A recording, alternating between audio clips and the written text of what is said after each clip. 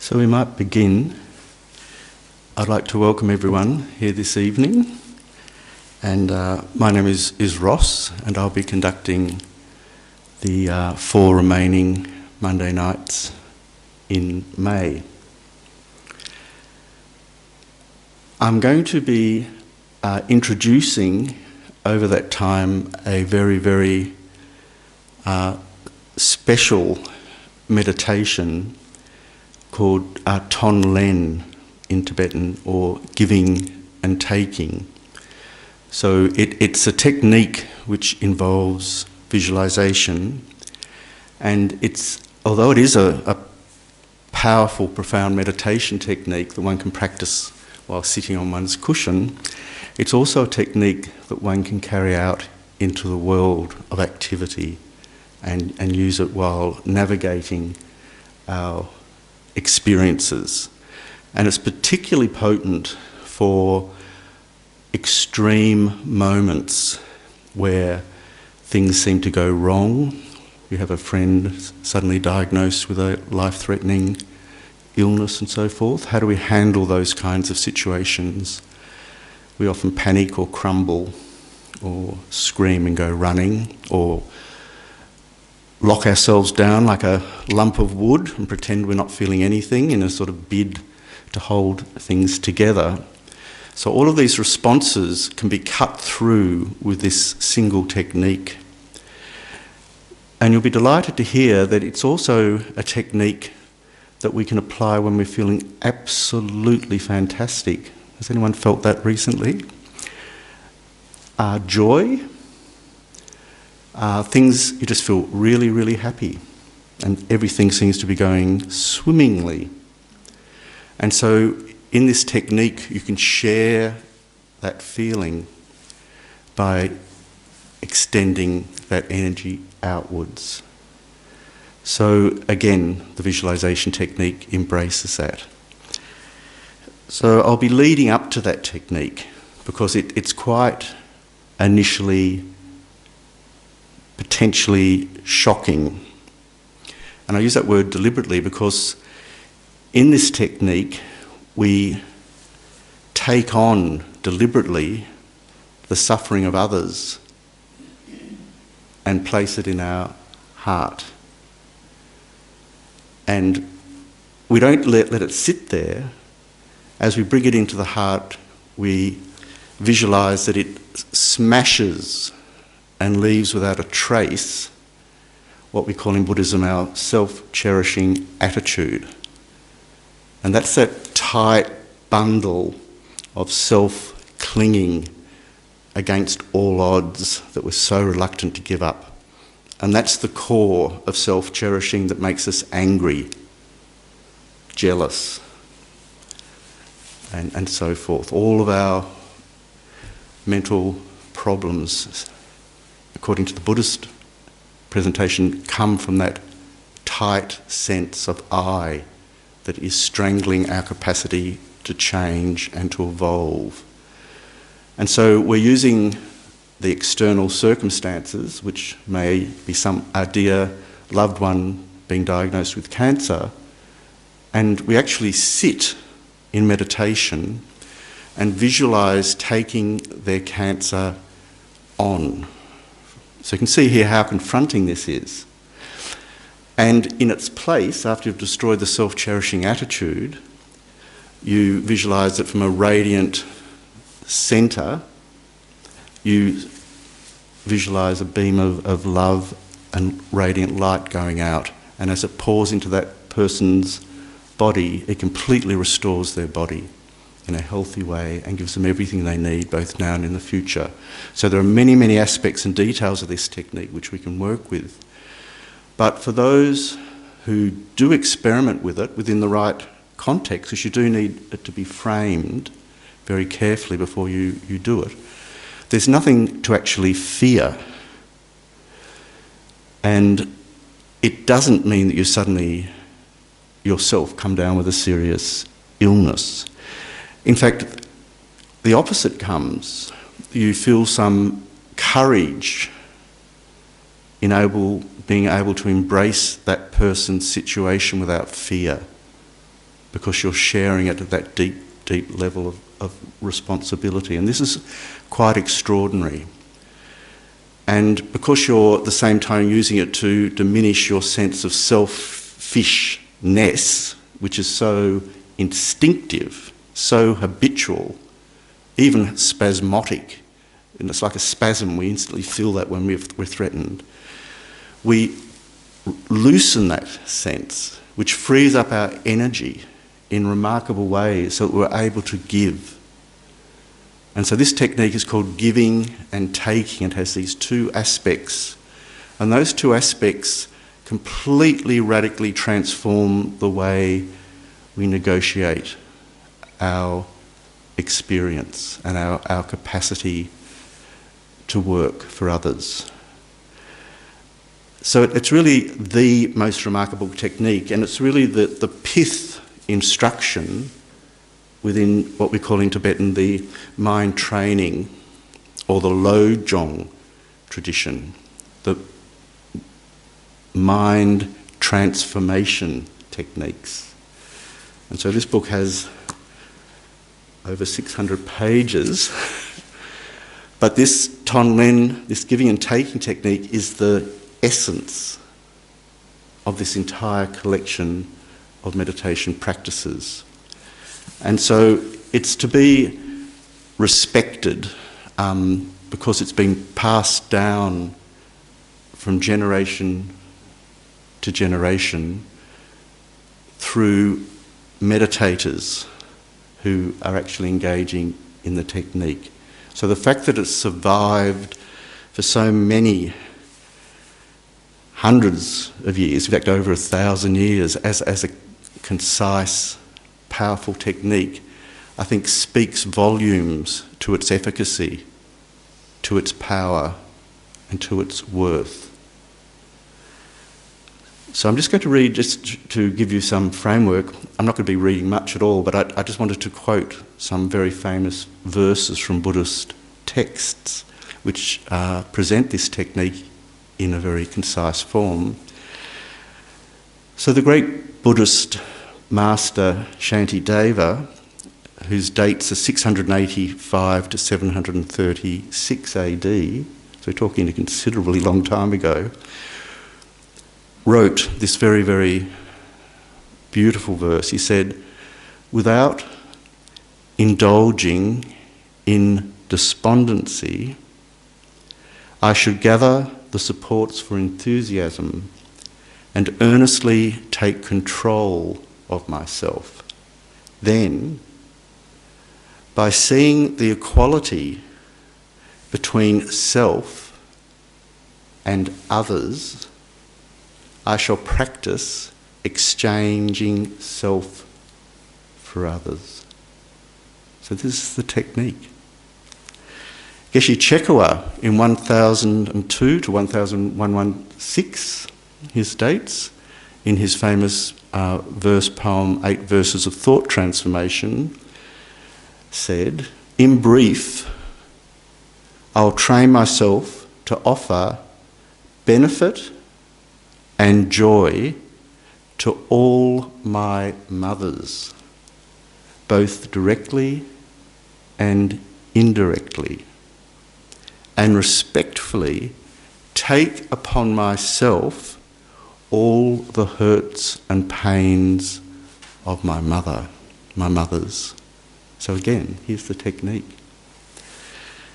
And Panchen Losang Chökyi Gyaltsen, 1570 to 1662, said, "And thus, O venerable, compassionate gurus, we seek your blessings that all karmic debts, obstacles and sufferings of all mother sentient beings, may they ripen without exception upon me right now, and may I give over my happiness and virtues to others, and thereby invest all beings in bliss."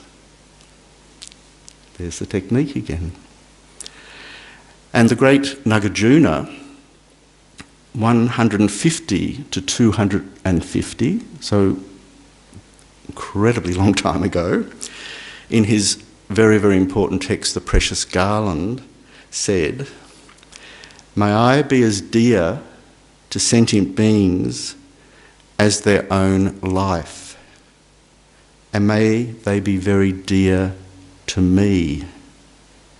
May their negativities ripen upon me and all my virtues for them."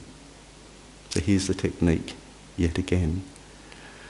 And so I'm going to be presenting the technique according to the what we call in Buddhism the experiential instructions of Geshe Doga's commentary. So Geshe Doga is the resident Tibetan Lama here. And in 1986, which is quite some time ago, Geshe Doga taught this technique in the context of the 4 immeasurable thoughts. And so the 4 immeasurable thoughts here are going to act as a kind of a stepping stone into the technique. So I've actually prepared some handouts tonight which has the 4 immeasurables. So someone like to distribute them for me? Thank you. Because this is, we call this Dharma, it's sort of a sacred text, we don't treat it as an ordinary piece of paper. I just mention that in a nice way. We don't throw it in the rubbish bin. We don't put our coffee cup on it. We if need to store it, we fold it inside it, maybe another Dharma book, another Buddhist text, and keep it as a treasure. So that's the preamble, and there will be lots of opportunity for questions and answers, hopefully the answers. So don't feel that you're not going to be able to share and also voice any ideas or share any sort of experiences that you might wish to with everyone here.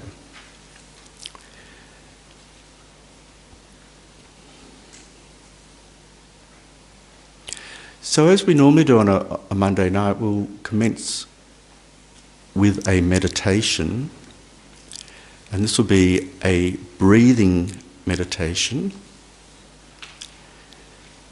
And as Jeremy very kindly presented last week,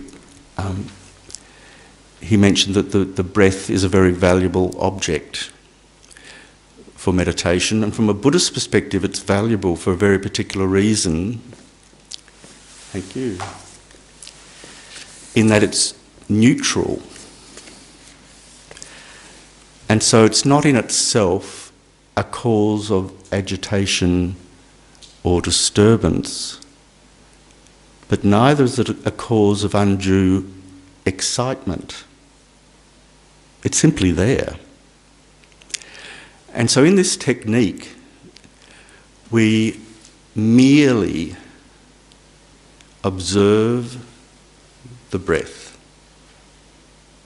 coming in and going out. And so this merely observe is very, very crucial to appreciate, because the mere there means we don't add anything on to the awareness of the breath, nor do we subtract anything from the awareness of the breath.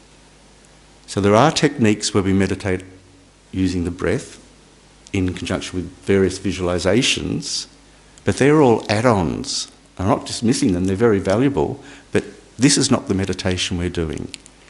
We're simply acutely being aware of the breath. The purpose of this technique is to settle the mind, because the mind normally goes racing out, chasing the various sense objects, objects of sight, objects of sound, objects of touch, and so forth. And it does that compulsively, pretty much continuously. And I notice with these dreadful things, when I say dreadful, we all use them,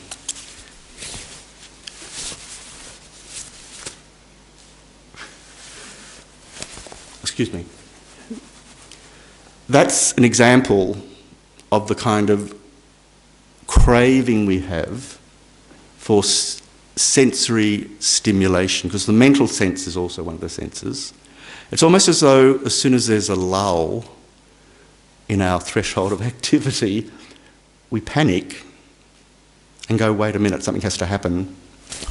I'll check if I've got any messages. Oh. And we're gone.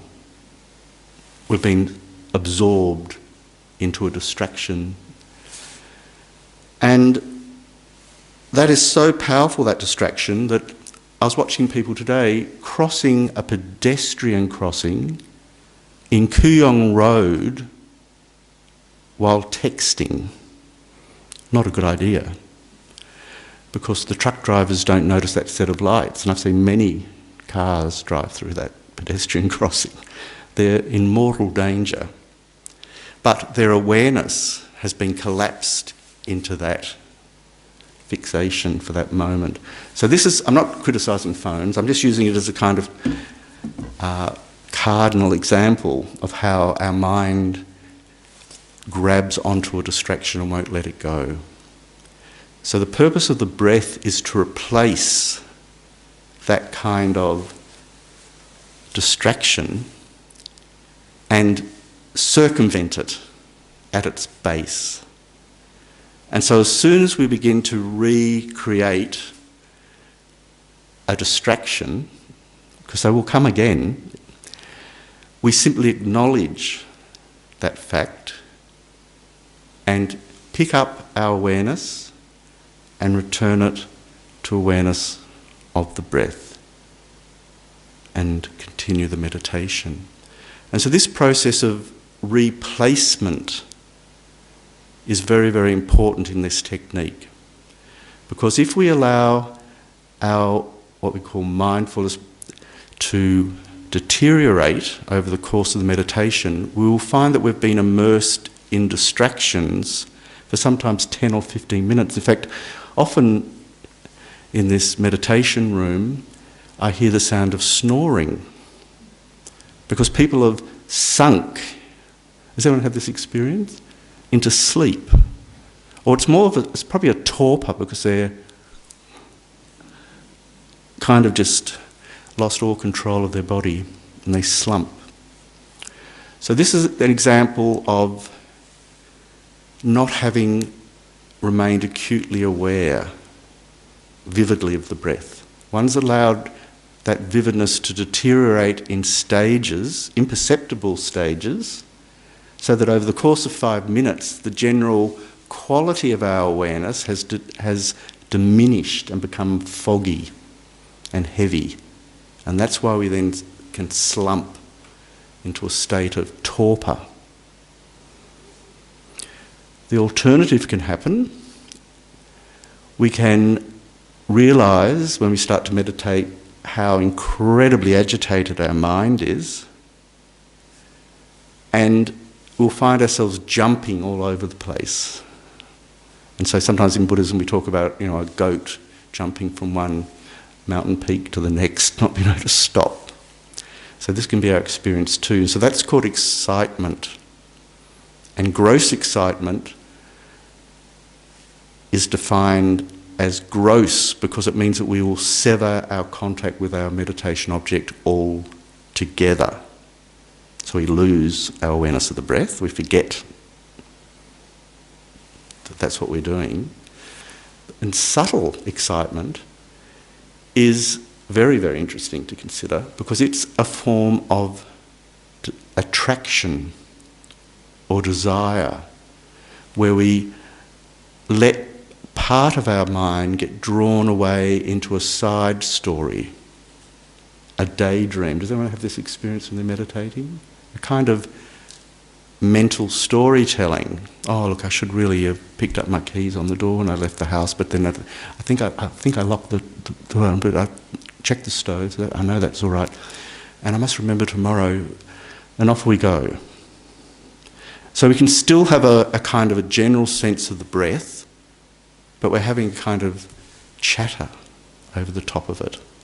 So that's another kind of problem in it. that we have to dismiss by holding the breath more firmly. So the Buddha gave a very poignant analogy here for how we should measure our mindfulness. And he said it was like the strings of a lute. And if the lute strings are too tight, one can't play. And if they're too loose, one can't play. They have to be just there, at that exquisite point of tension, which is neither forced nor lazy or sloppy or kind of careless.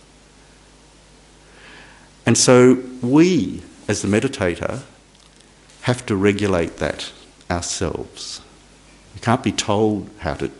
I can give a general framework, but you have to actually explore yourself in your meditation, how to get that degree of torsion that's not too tight nor too loose.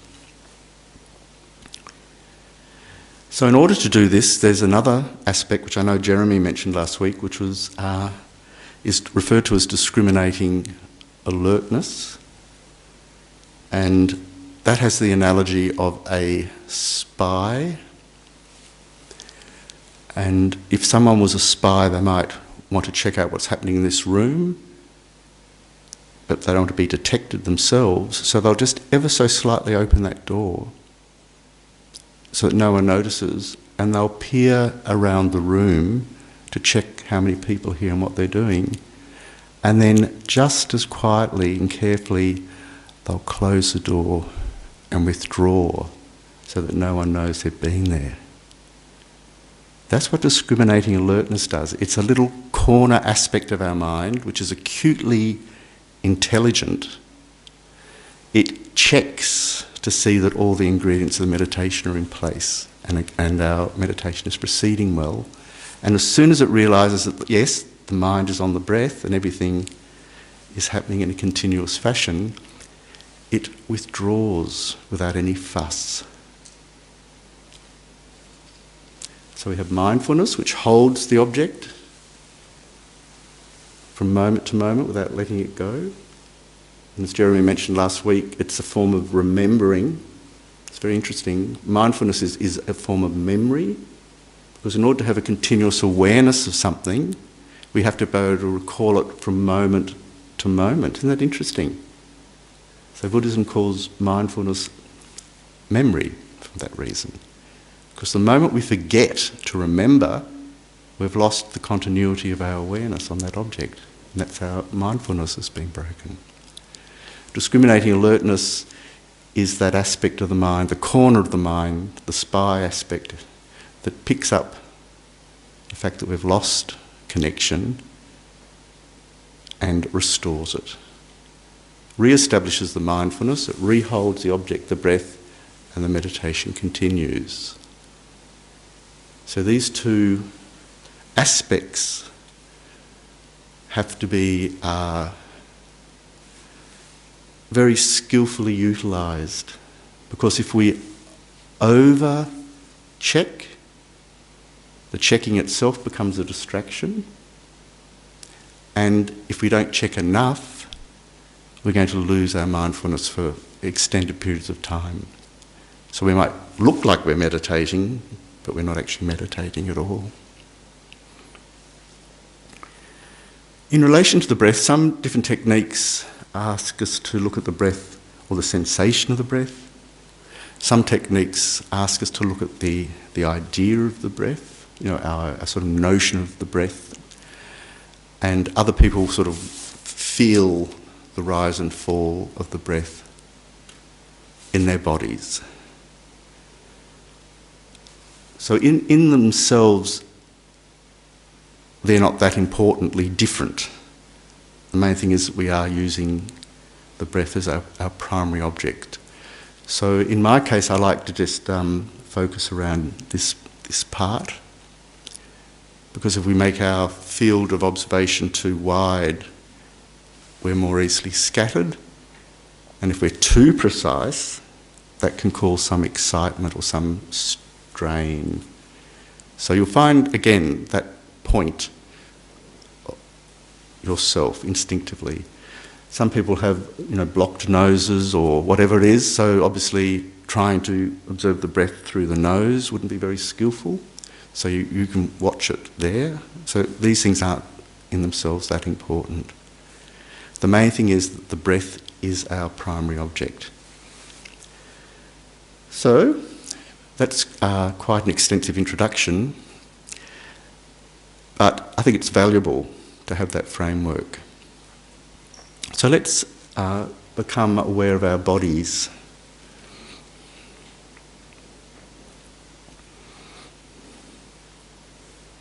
What I mean by that is become aware of our bodies just as they are right now.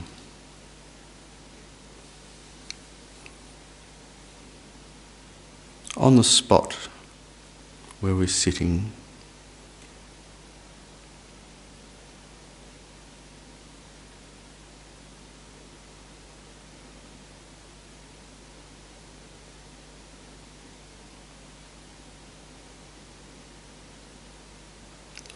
And for a few in and out cycles of the breath, we can visualize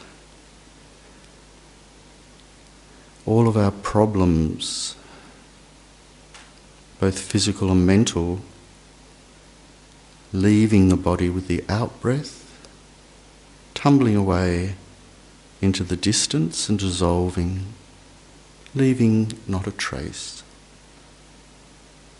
Then with the immediate in-breath, we can visualize that radiant energy pours into our body, just as nectar might pour into a vase. Soothing, healing, relaxing.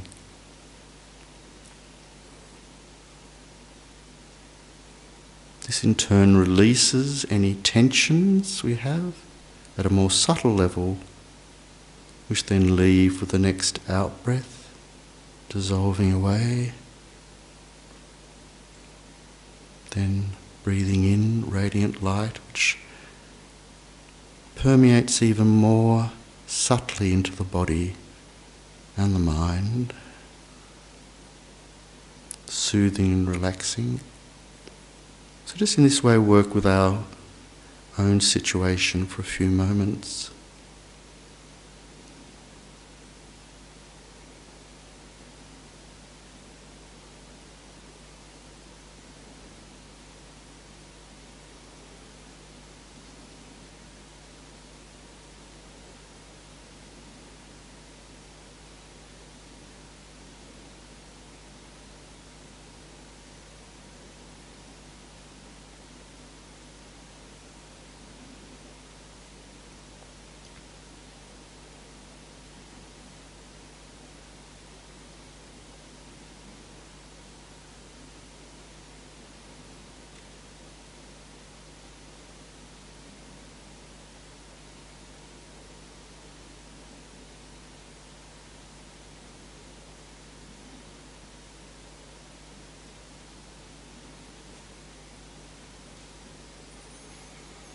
If we're very distracted, of course we let these distractions go with the out-breath.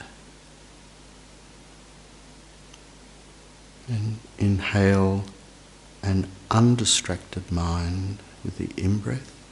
So again, we work with whatever condition is arising.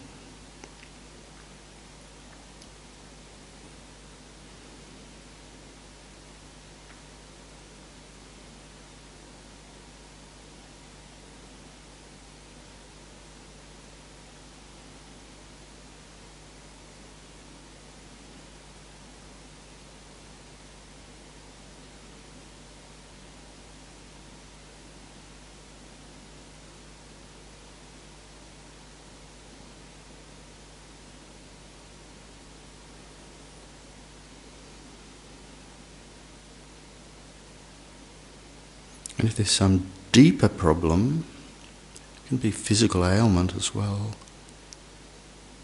we can let this go with the out-breath.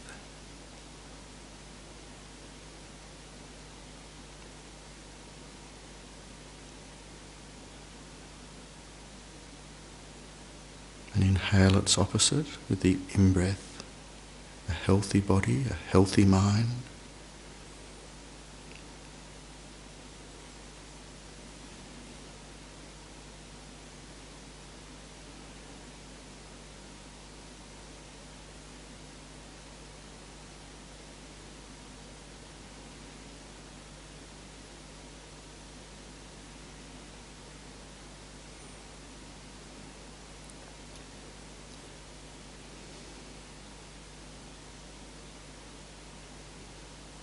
And now to establish our motivation for the meditation, we'll spend a few moments reflecting on a very abbreviated form of the four immeasurables, thinking firstly how wonderful it would be if all sentient beings, without exception, had happiness and its causes. So really feel this in our heart, how wonderful this would be.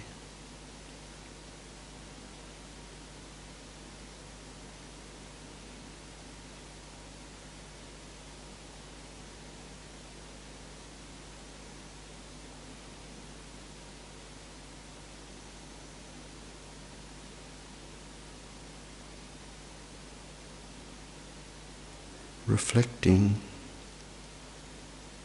how wonderful it would be if all sentient beings without exception were free of suffering and its causes. Again, really feel this from the depths of our heart.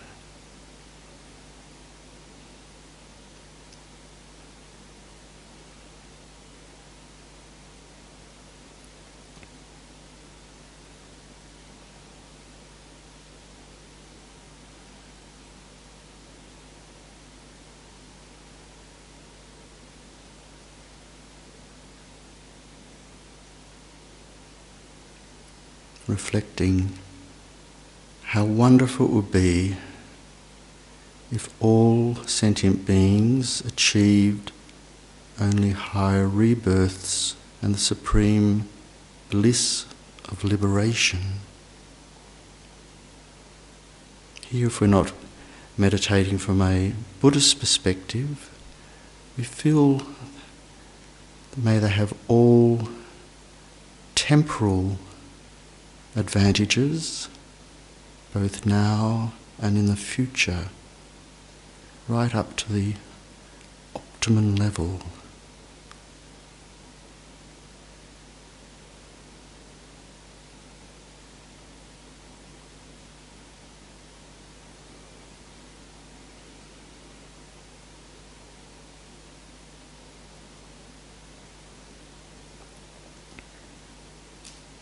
And reflecting how wonderful it would be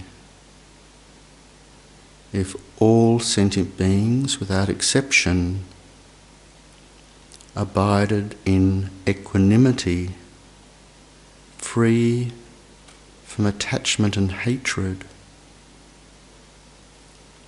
free from holding some close and others distant. Again, feel this from the very depths of our heart, how wonderful this would be.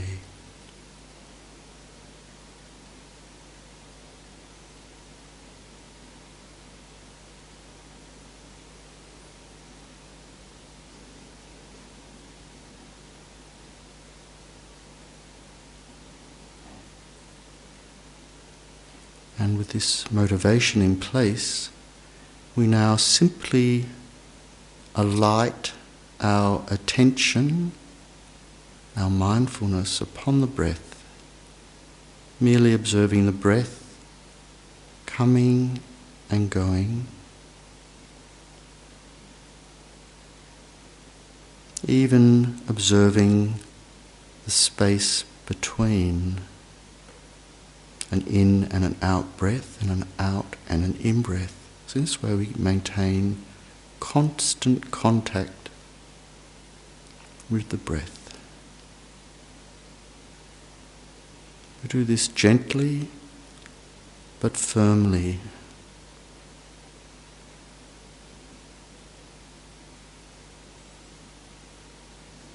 Just like that lute string.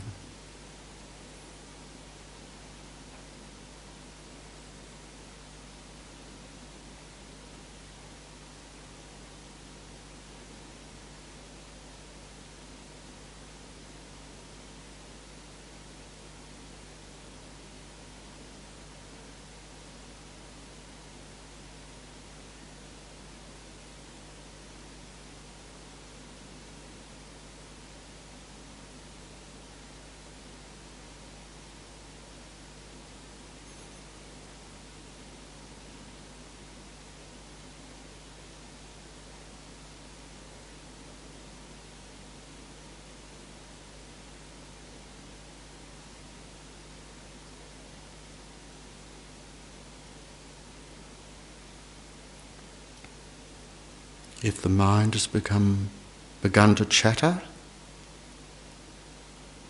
pick it up and replace our awareness upon the breath.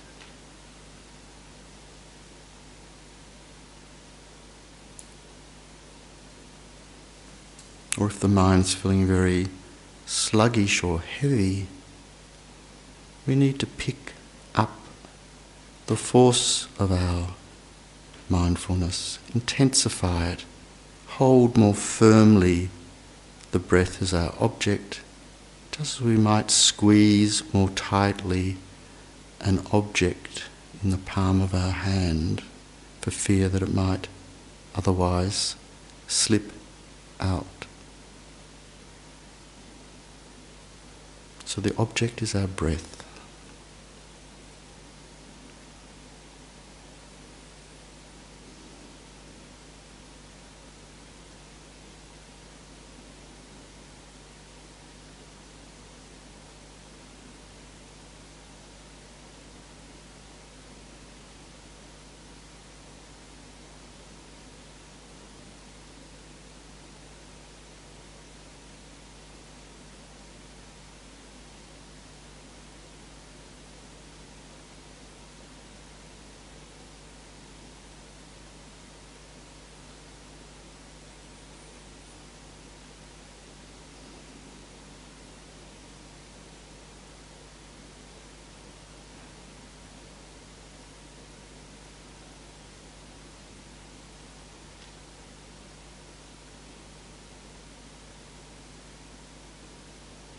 Just checking.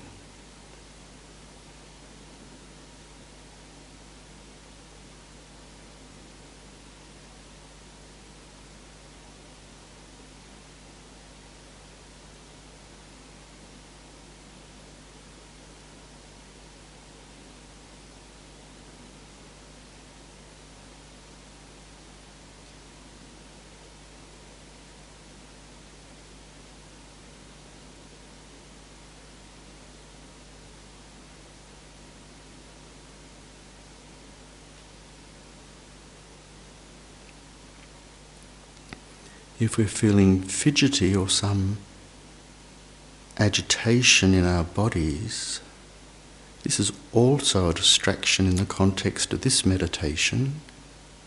So we withdraw our awareness from this fidgeting part of our body, or this sensation which is capturing our attention, and place that portion of the mind, along with the other portions of our mind, upon the breath.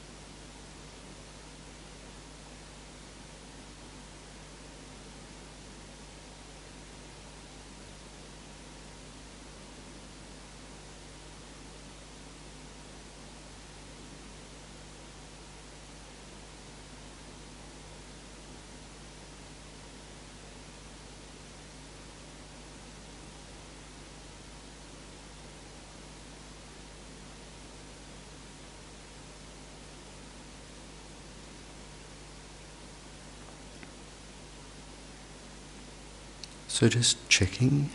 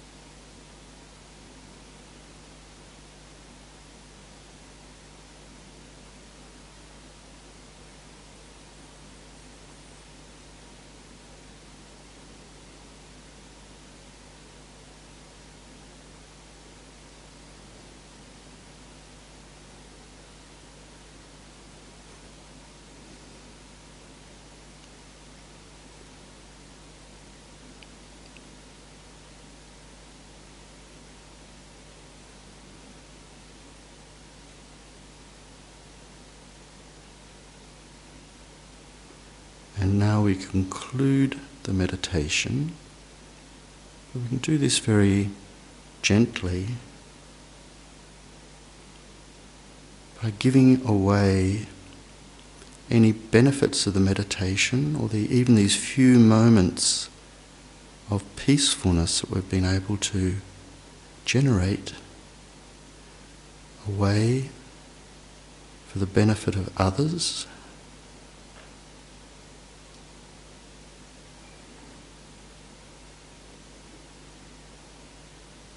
So we don't keep the benefits of the meditation for ourselves, but we share them with open-hearted generosity. This isn't an idle thought or a fanciful thought. Because if we consider, for example, a mother in the Ukraine sheltering with her children beneath a kitchen table in a bombed-out apartment building, too afraid to step out for fear of being killed. These are conditions that are in our world as we speak. So our ability to sit quietly in meditation for even 10 minutes is actually a very precious and rare commodity.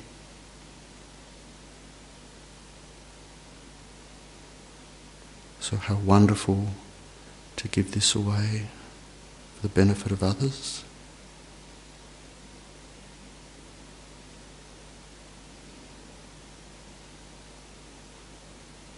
And with that we conclude the meditation.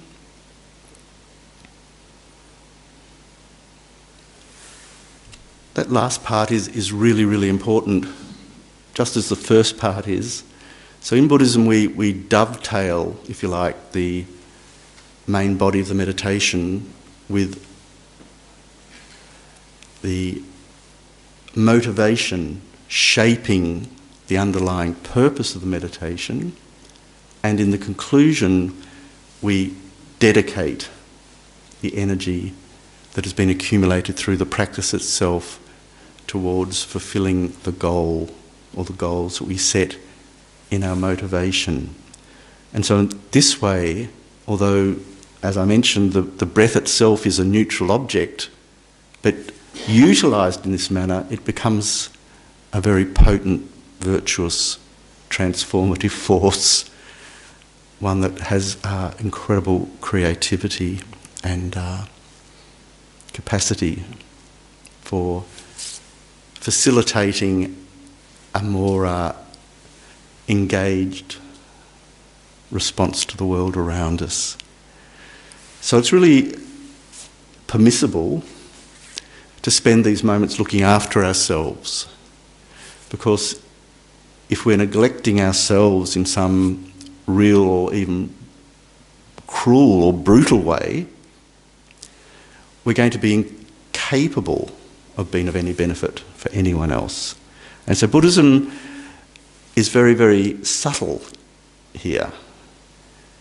In saying that we meditate to look after ourselves, we're not saying that we're looking after our self-cherishing attitude. which is that one that I talked about destroying deliberately in that brief description of the Tonlen practice.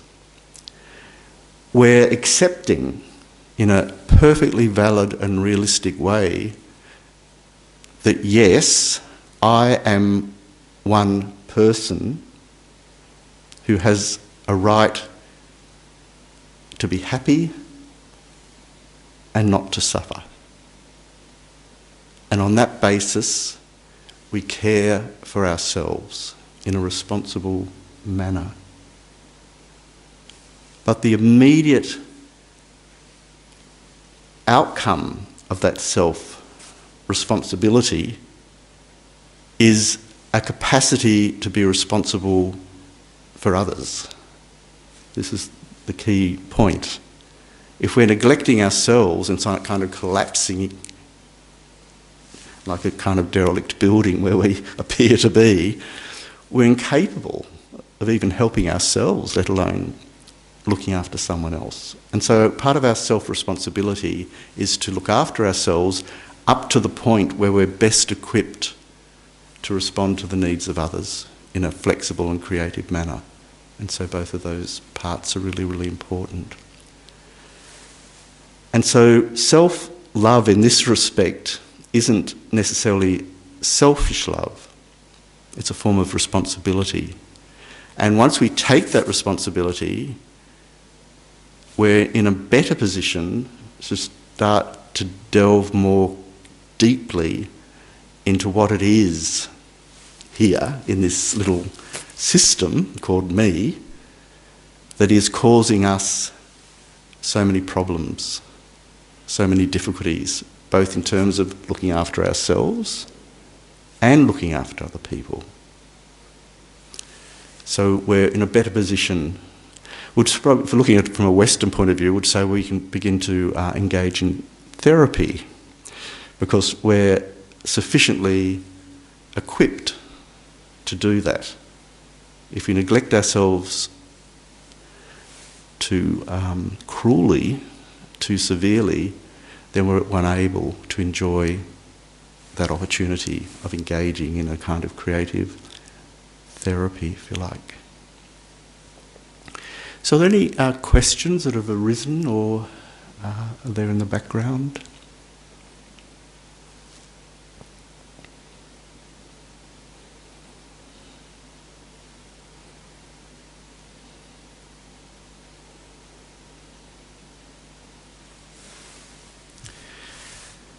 So I might say a few words about the four immeasurables, and I'm not going to present them all in one go. I'm going to present them in the order that they're on your page, but I'm going to do that over the weeks ahead. But I wanted us to observe an important aspect of the four immeasurables, which is that each of the four has an internal structure of 4 parts. So there's actually 16 aspects here. So you can see the first aspect of immeasurable love is how wonderful it would be if all sentient beings had happiness and its causes. So that's the initial meditation. Then we progress. May they have happiness and its causes. You can see here how organic that development is. Oh, it'd be really nice if everyone was happy. That's a thought. But on its own, it's sort of free-floating, isn't it? Oh, yeah, it'd be nice, really nice if everyone was happy. That's not good enough because there's no connection with us there. It's just an idea. So, may they have happiness that causes is a kind of an emphatic determination that yes, this will happen. So you can see here how there's a development of the idea. Then in the third one, I will cause them to have happiness. and its causes.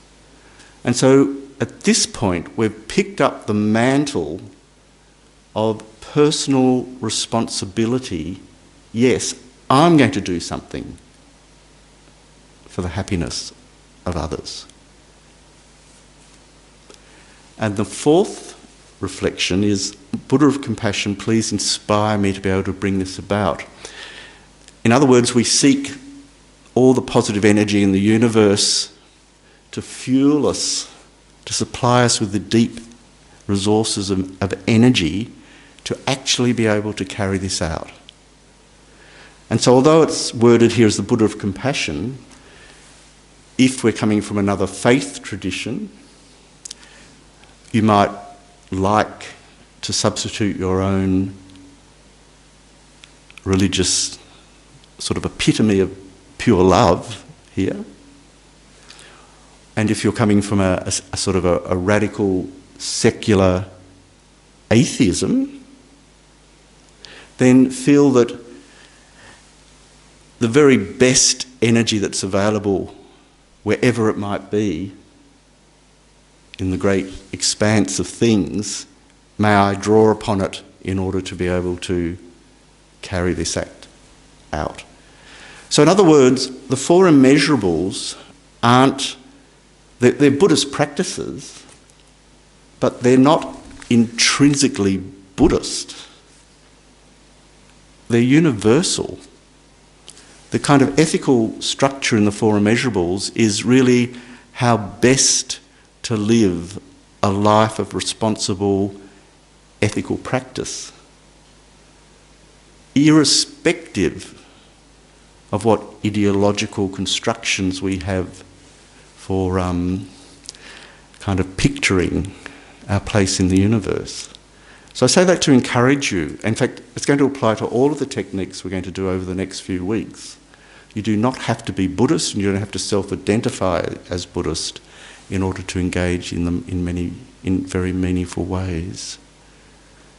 So when we first moved into Tara Institute here, it had been the building, the entire complex had been owned by the Maralik nuns, a Catholic order, and the nuns are still living in neighbouring houses, and they're dedicated to looking after young people with intellectual disabilities. I don't know if we can use that word now, but I've heard some people say intellectually challenged, but you can see the difficulty here. But the nuns dedicate their lives to doing that. Remarkable love and compassion.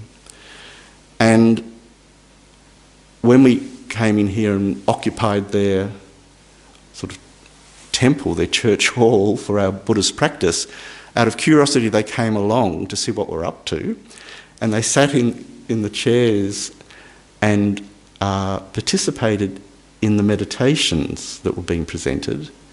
And some of the nuns came up afterwards and said how beneficial they had found it for their Christian practice, because they also are trying to generate great love and great compassion, and it really helps to have some meditational techniques for doing that.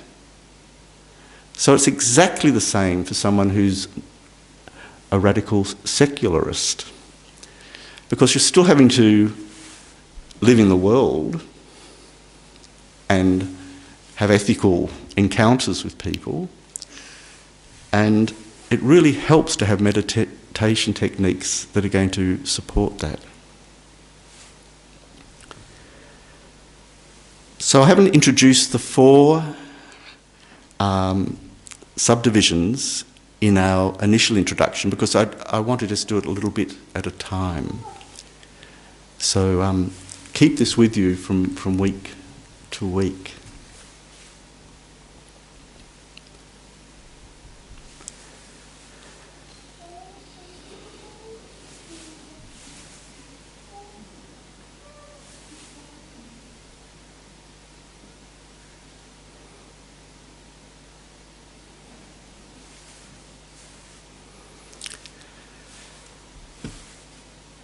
So the question that now comes up is, what is the nature of love. And it's really a very difficult question to pose for myself to answer, because the word itself gets sort of bandied around, handed around, doesn't it? And it gets caught up in so many different scenarios, many of which are highly sentimentalised. So in this context of the Buddhist presentation of immeasurable love, we're talking about a mind, our mind, which has the aspect of wishing that other sentient beings have happiness and its causes. The definition is built into the immeasurable. That is a shocking definition, isn't it? In as much as it's so simple and so direct that it cuts through all of the sentimental notions of what love might be. So, sentimental love is love that has been construed or built around a very, very closely held personal narrative of what's good for me. And so I care for you, this one over here, especially. I love you so intensely that I can't even begin to think about anyone else in my life. Buddhism is going to call that sentimental love because it's blocking our awareness of the situations of others. It's restricting the freedom of applying love equally to all beings. And so one could argue, if one was a kind of cultural theorist, that our consumer culture, I'll just touch on this subject, thrives on the notion of sentimental love because it's a way of marketing commodities. Can I go there? Hallmark cards. The need to give the right kind of birthday cake. The birthday cake can't just be any old cake. It has to be from Fleisch's. Glenferrie Road, does everyone know Fleisch's? And you'd be disappointed if your loved one gave you anything else. So this is kind of a love that's being filtered, often painfully, through the medium of the self-cherishing attitude.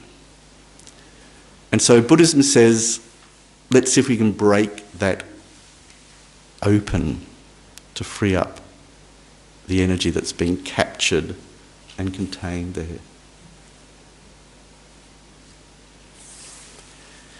And so the immeasurable of immeasurable love means that it is applied without limit to each and every being.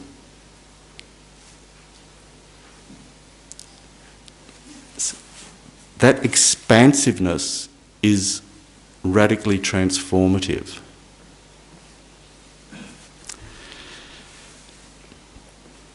So love also has an object, necessarily. So I love my car. From Buddhist point of view, that isn't love, that's attachment. One loves another sentient being, another being with feelings. That's the real challenge. Anyone can say they love an object, an inanimate object, because the inanimate object doesn't talk back.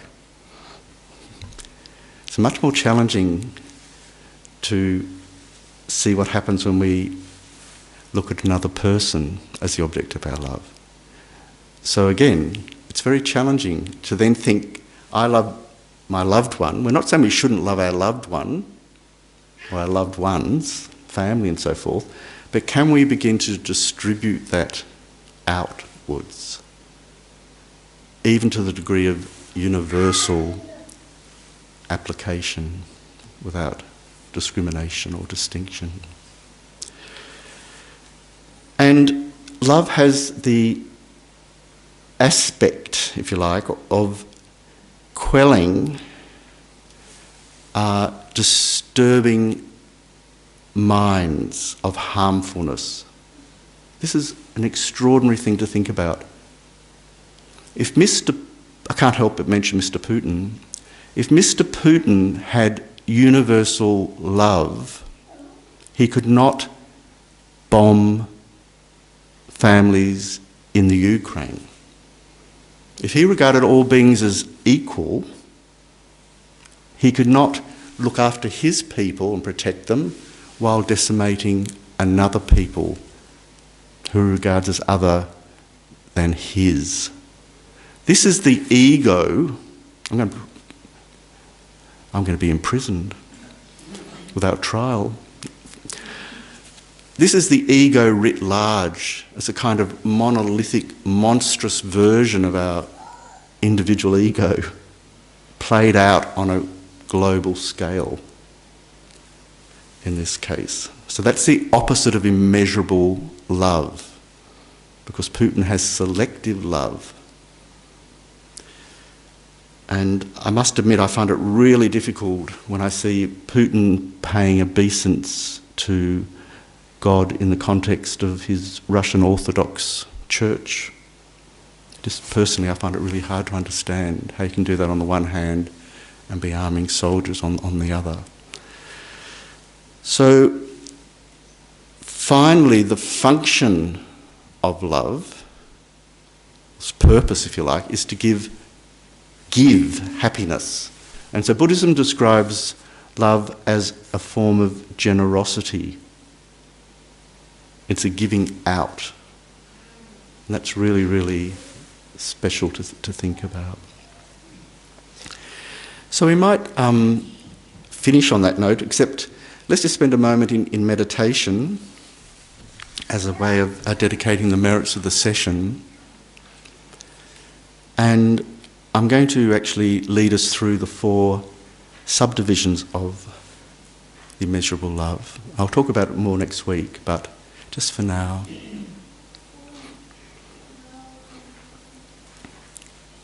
How wonderful it would be if all sentient beings had happiness in its causes.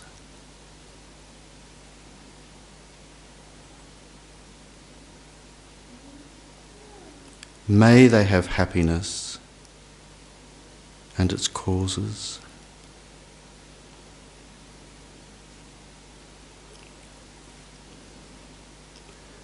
I shall cause them to have happiness and its causes.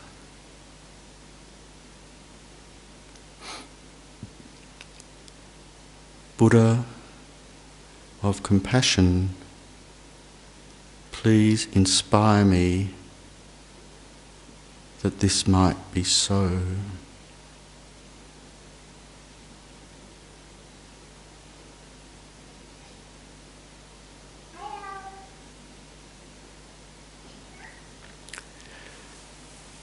So thank you very much.